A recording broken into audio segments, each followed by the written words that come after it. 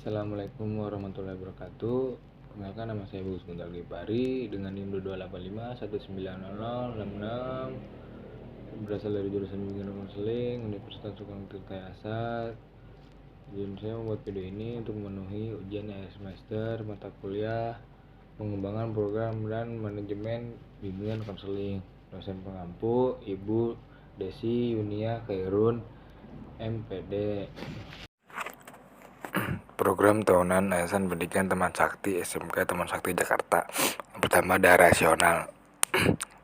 Di sekolah, bimbingan konseling memiliki peranan penting dalam membantu peserta didik dalam mencapai tugas-tugas perkembangan sebagaimana tercantum dalam standar kompetensi kemandirian peserta didik dan kompetensi dasar atau SKKPD.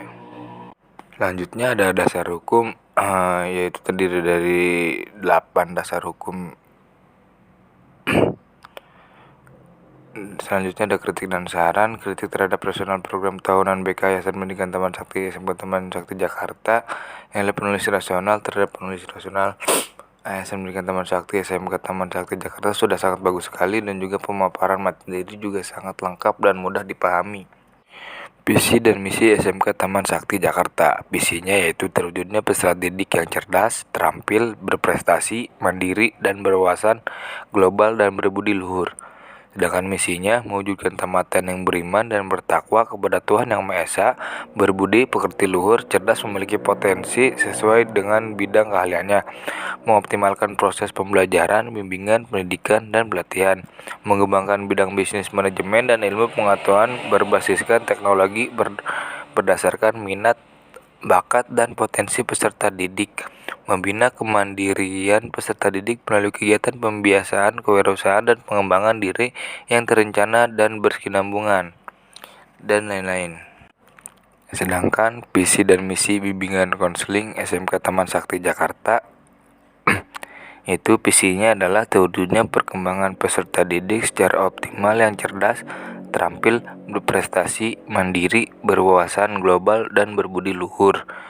Selanjutnya misi, menyelenggarakan layanan bimbingan dan konseling yang memandirikan peserta didik dengan pendekatan humanistik, spiritual, dan wawasan kebangsaan.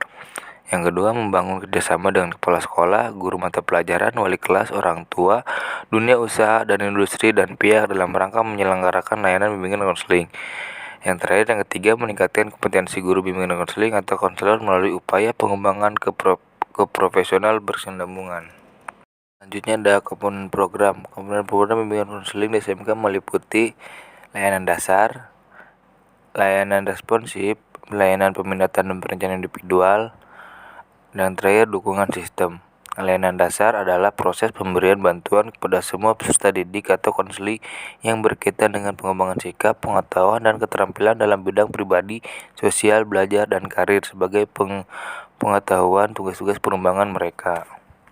Selanjutnya ada layanan responsif, adalah layanan untuk memenuhi kebutuhan jangka pendek peserta didik atau masalah-masalah yang dialami peserta didik atau konseling yang bersumber dari lingkungan kehidupan pribadi, sosial, belajar, dan karir.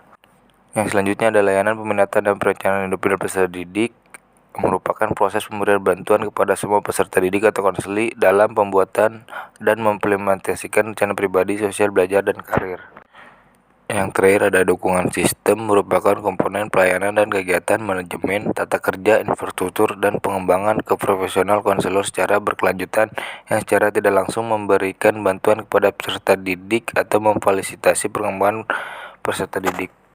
Selanjutnya ada bidang layanan. Bimbingan konseling pada satuan pendidikan mencakup 4 bidang layanan, yaitu bidang layanan yang memfasilitasi pengembangan pribadi, sosial, belajar, dan karir. Nah, yang pertama ada pribadi, yaitu suatu proses pemberian bantuan dari guru bimbingan konseling atau konselor kepada peserta didik atau konseling untuk memahami, menerima, mengarahkan, mengambil keputusan, dan merealisasikan keputusannya secara bertanggung jawab tentang perkembangan aspek pribadinya sehingga dapat mencapai perkembangan secara optimal dan mencapai kebahagiaan, kesejahteraan, dan keselamatan dalam hidupnya. Selanjutnya ada sosial, yaitu proses pemberian bantuan dari konselor kepada peserta didik atau konseli untuk memahami lingkungannya dan dapat melakukan interaksi sosial secara positif, terampil berinteraksi sosial, mampu mengatasi masalah-masalah sosial yang dialaminya, mampu menyesuaikan diri dan memiliki keserasian hubungan dengan lingkungan sosialnya sehingga mencapai kebahagiaan dan kebermaknaan dan dalam kehidupannya.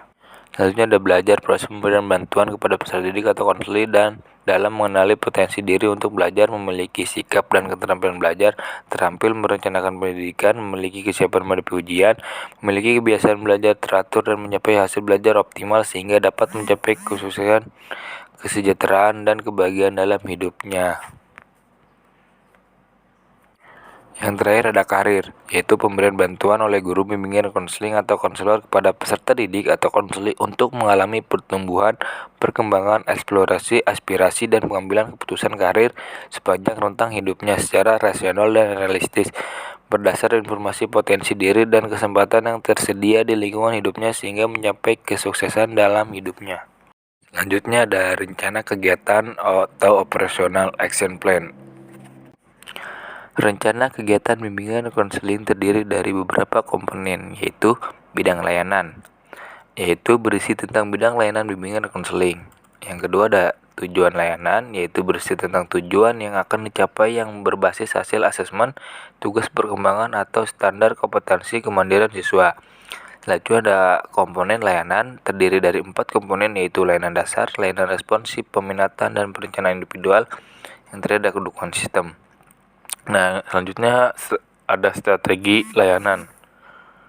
Merupakan kegiatan atau strategi layanan yang dilakukan dan disesuaikan dengan komponen layanan. Contohnya, untuk komponen layanan dasar, strategi layanan yang dapat dilaksanakan adalah bimbingan. Selanjutnya ada kelas, berisi kelas yang akan mendapatkan layanan bimbingan dan konseling.